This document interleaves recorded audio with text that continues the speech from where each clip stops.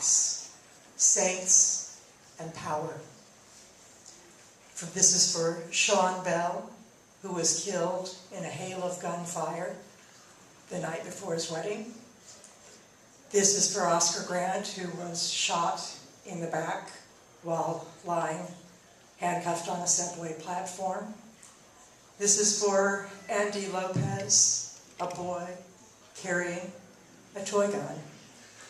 And this is especially for Michael Brown.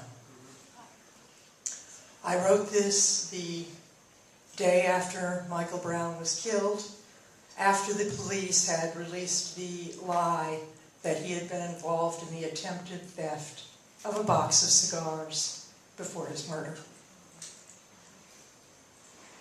Again, another young man of color killed by the police under suspicious circumstances. Why, if you are poor, must you be a saint for your life to have value?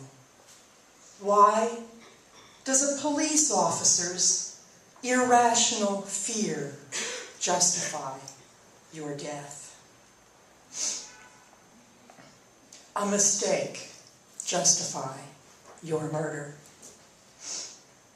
Why, if you are poor, do you bear the burden of everyone else's mistakes? I dreamed of a young man of promise, about to escape, beat the odds. But he crossed the street. It turned into a nightmare.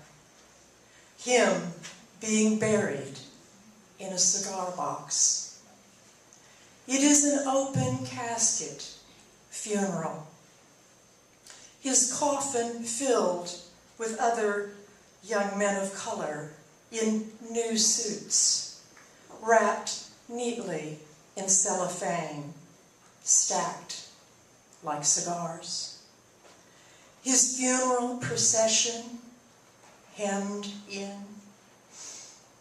by giant squares of troopers in body armor and Nazi uniforms, blue-gray and black, is sprayed with drops of bright red.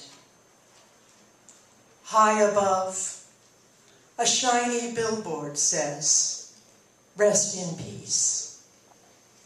Rotates into trips to Las Vegas, other distractions.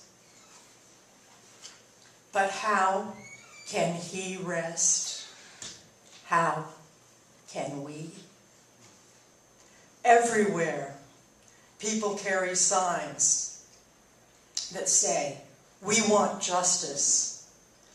No one in power says it is a crime, a death penalty offense, to be poor.